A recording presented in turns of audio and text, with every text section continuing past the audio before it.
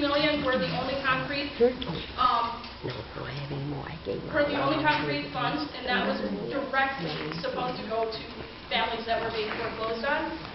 In the last auction, 269 of the homes that were auctioned off, which was 30% of the homes that were auctioned off, were actually occupied by families.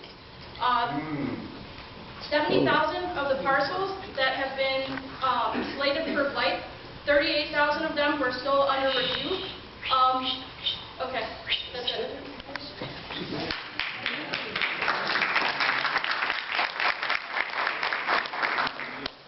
I'm not trying to be mean by cutting people off, but we have to be out of the building. Right. And we're trying to give everybody an opportunity to talk. Don't preach, ask the question, get finished with it, and don't forget, tomorrow we got a bus tour, and tomorrow we got a whole big old town hall meeting. You can talk all day. Quickly. Quickly, I wanted to say that my name is Leilani Farha. I'm an elected board member of Detroit Public Schools in exile, but I'm also a homeowner on Step Forward, Michigan right now. So I'm speaking from a number of perspectives here. But I wanted to say that the guy who came to come to my house to put in a new meter, the water board employee who works for the water department, told me that he had to go to many different houses where the people did not speak English. They did not know what was happening to them when he went and knocked on their door. And people then were afraid to go to the water department. A neighbor of mine who paid her bill and was 2 months paid in advance had her water shut off. She took her bill down to the water department and they refused to honor it. They just simply said they didn't have her in the system. But she was afraid, so she paid in advance and they came and turned off her whole block anyway. There was a certain number of activists that went to her block and turned the water back on. But the undocumented people were afraid to have their water turned back on because they were afraid of the penalties. Thank you.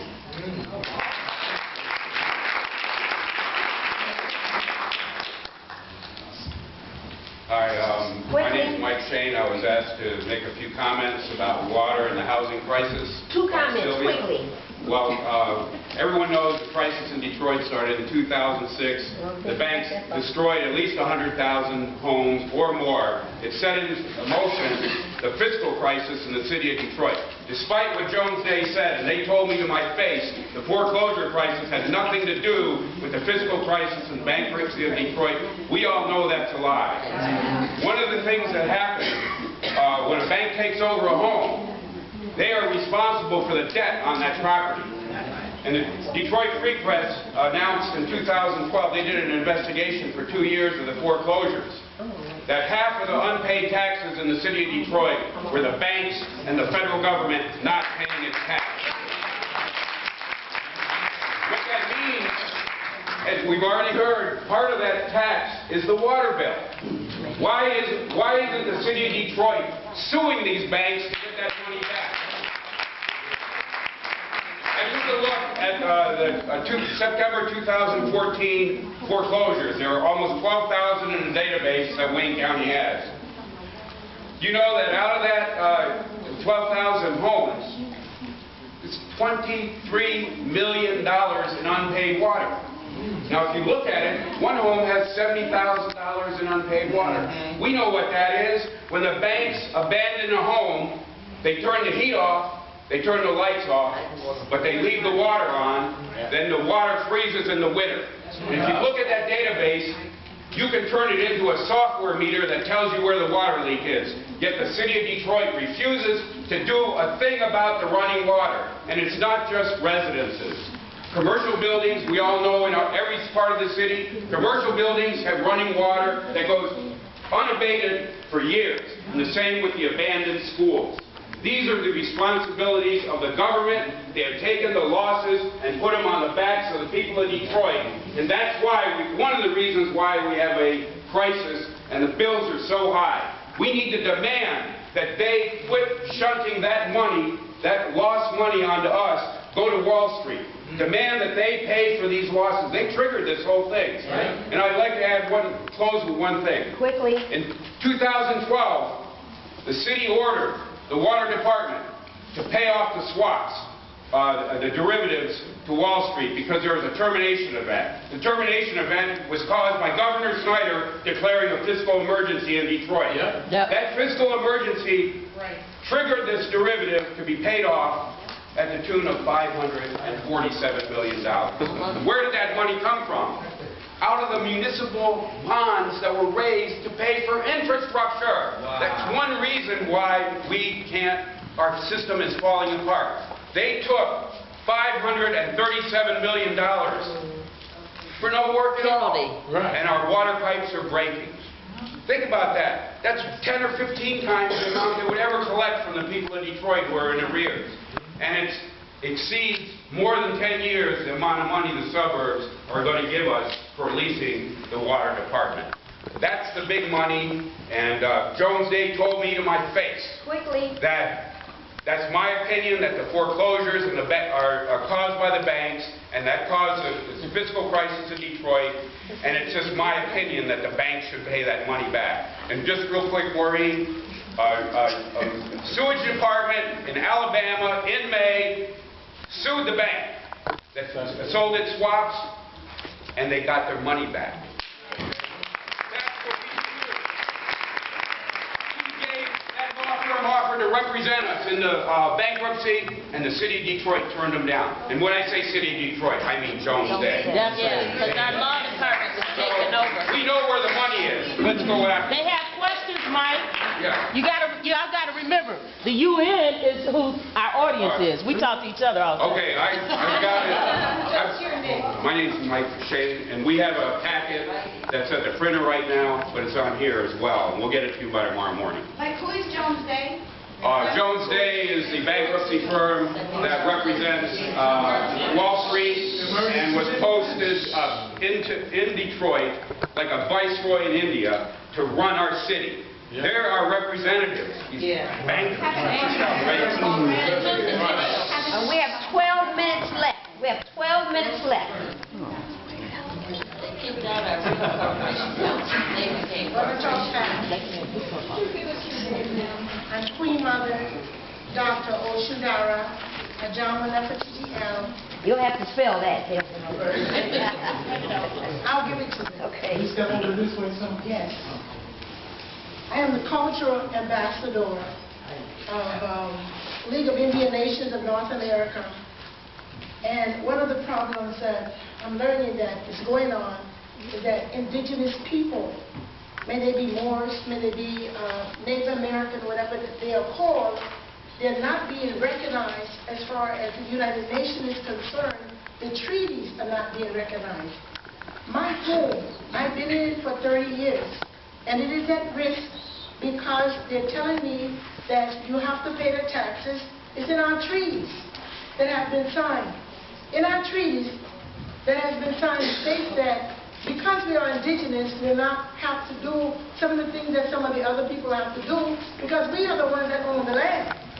So what I want you to do, please, is to do your job and honor Article 10 of the United Nations of Indigenous People states that no indigenous people cannot be taken away from their homes nor their territory without being compensated. That's right. So they are trying to evict me out of my home. I am an ambassador. I have been in my home for 30 years, and it is up for foreclosure, and it is totally ridiculous. So we want you people to please come and do your job and help those people that are indigenous, that are fighting for their land, because they're not treating us good here. Thank you very much. Thank you. As Brian comes, I want you to notice a necessary queen. 2 minutes.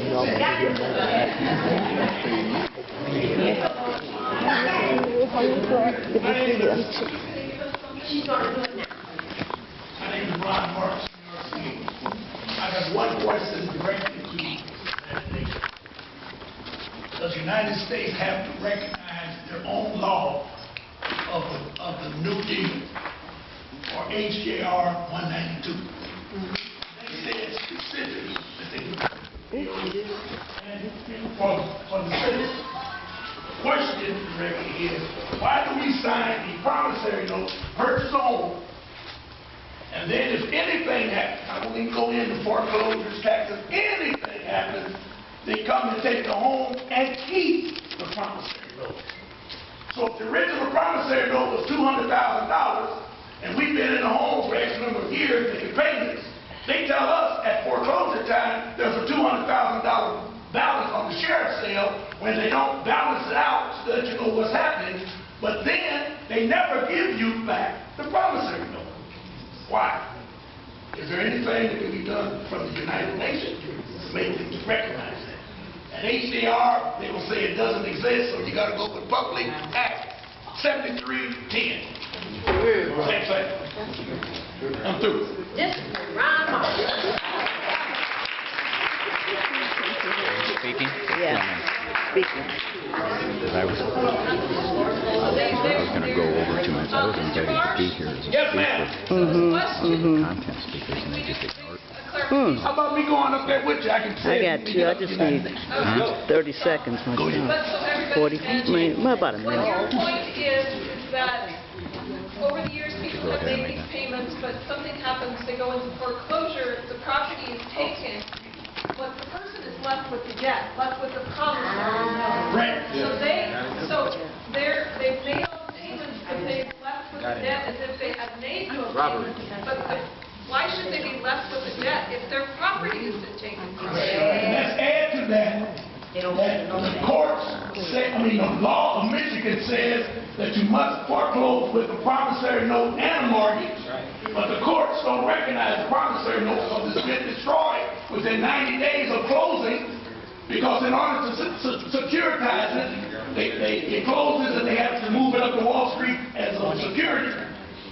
And as a result of that, the government collapsed with the stimulus package to pay off everything, but here recently, the government's going after the mortgage companies because all of the promissory notes are defunct because they didn't sign them off right.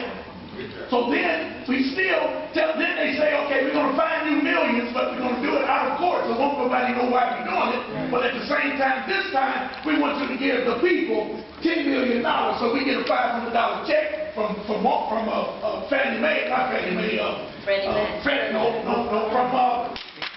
Wells Fargo, as if everything's supposed to be hunky-dory. We lost our home, don't have the promissory note, and we get $500. Keep moving. Yes, my name is Jessica McClellan. I'm one of the founders of We the People of Detroit and also Vice President of Detroit Active and Retired Employees and a former city employee. All right. One more time.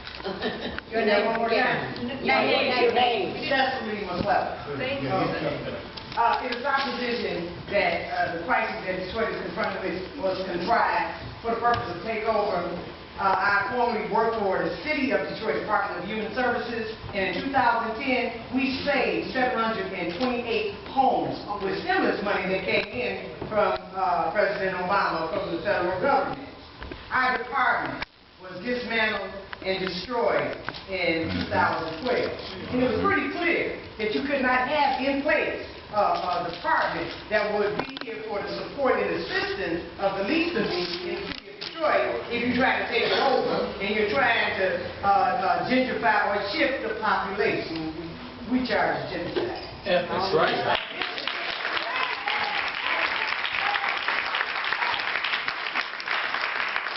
We also did what was called the Detroit Residential Water Assistance Program. And that program was designed to assist our low-income residents with their water bill.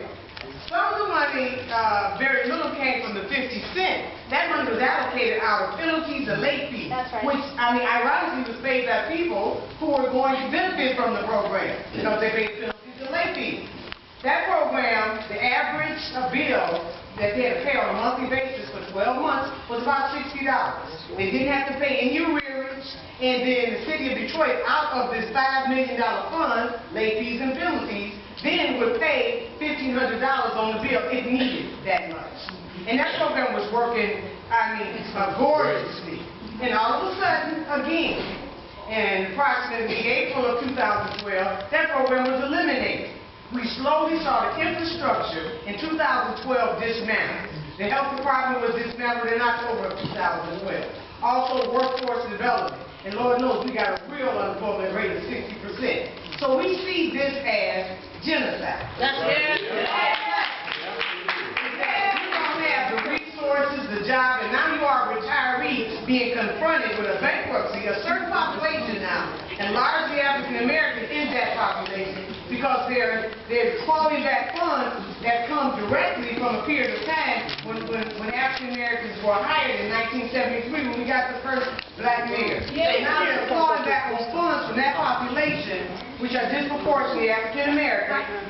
Can I just stop you for 1 second? And I'm sorry you're going to hate me, but I need to just go back. When you were talking about that program that was actually working quite beautifully, what the word you used, does it have a name, that program? Detroit Residential Water Assistance Program. It was dubbed DARWA. And it ended in April of 2012. Okay. It was DRAP, wasn't it? Detroit. Well, some people want to call it Dr. Wild. Is there a call to reintroduce that program? Well, there's a call to reintroduce water affordability, but it's nothing like DARWA. No, I mean from the people. People. Yes. Yes.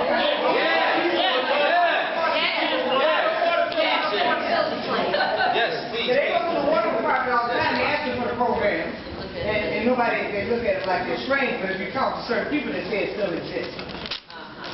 So, okay, sorry. Yeah, you know, you thought me for a little bit. So we have the DARWA, Calling back up I think you're talking about pensioners. okay, and pensioners, and I want to make a direct connection between the pensioner and the water department. The water department is the vital source of the city. Over 40% of the money contributed to our pension, to the pension plan comes from retirees, come from the water department, because that's the largest department, most of the retirees. When you dismantle the water department and dismantle civil service, and privatize the department, now there is no longer those contributions that once went into that fund. So future retirees won't be able to retire with comfort. And so that's one of the reasons they're creating this clawback. So there, I mean, as far as I'm concerned, the water department are directly tied to the pensions as well. And all of this together is destroyed. Yes. I charge. We charge.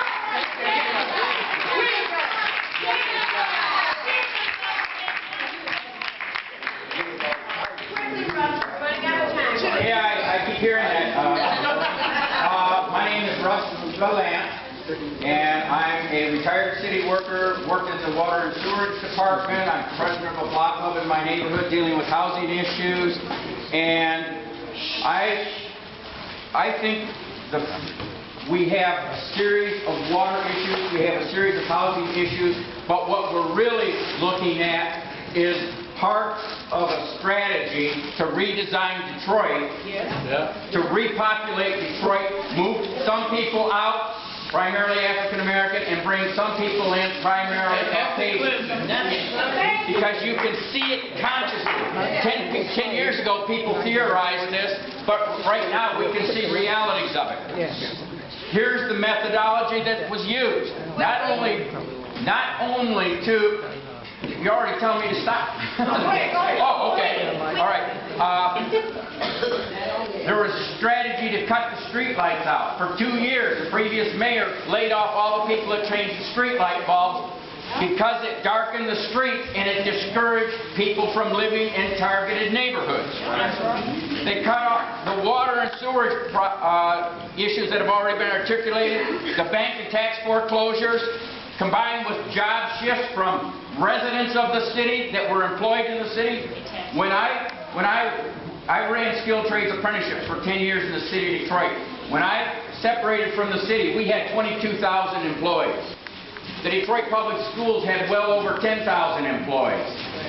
City of Detroit is under 10,000. In other words, way less than half. The Detroit Public Schools the same. Massive privatization, and privatization leads to from Detroit resident employment to non-resident employment, among other consequences. the massive closing of schools by district. Right now, we have 122 private schools getting public money, called charters, but we only have 95 public schools. Before the state took over 15 years ago, we had $100 million surplus, and we had about 300 school buildings. Now we have 1/3 of that. We have 1/4 of the students almost. Between 1/4 and 1/3 of the students that we used to have, and they're shifting them into the private schools. So this is all part of a larger redesign, and as we look at the specific issues, I actually thought I was going to be talking earlier in detail about the water and sewerage issues, but there is one thing I want to say that I really need to cover. When I was a water plant operator, I saw a chart of in the history of Detroit on how many people died from waterborne diseases in the early 1900s and what happened after we built this system. In 1900 and 1910, thousands of people were dying from waterborne diseases, primarily dysentery and cholera. When the Waterworks Park was built, the single site, largest site in the world at the time for treating water, they started with rapid sand filtration, and that significantly reduced the problem. Later, and this is around after World War I, they did that. Some years later, they introduced chlorine, and that wipes it out. And so for decades, we had no waterborne diseases. There's still 9,000 cases of waterborne diseases, and 900 people a year dying from waterborne diseases in this country. Milwaukee in the 1990s lost 400 people and had hundreds of thousands of people sickened from waterborne diseases that Detroit never faced because Detroit did things better and differently. Detroit was the world-class model. That was the model for the entire world in education and in the water and sewerage department. Right. All this has been systematically dismantled as part of the redesign and the figuring. The fact of the matter is the suburbs wouldn't exist the way they are today if it wasn't for Detroit. Massive is my resentment about a governor who finally filled a long-term 50-year goal of the suburbs to take our water and sewerage department and create this phony thing called the Great Lakes Water Authority that says we own the water, but we have no rights of ownership of the zoos, of all our assets. We see the closing of the recreation center. All of this is part of shifting the population out. I had, as I'm closing, Maureen, as I'm closing, let me just say that when the Detroit Works project was started by Dave Bing in whatever year it was, 2011 or 10 or whatever. For a minute I was put on that through City Council. It was clear then that the framework that was being put together was to significantly see the population of Detroit reduced. Because the people who were leading it were saying the city of Detroit would be just fine if it only had 500,000 people in it. And this is the same time we had a mayor who said publicly that we're going to shut city services in neighborhoods that we want to depopulate. So this is all a matter of public record. And if we had 10 more minutes, which we don't, we would talk a whole lot more about some of the details of these plans. But I will be back tomorrow. All right.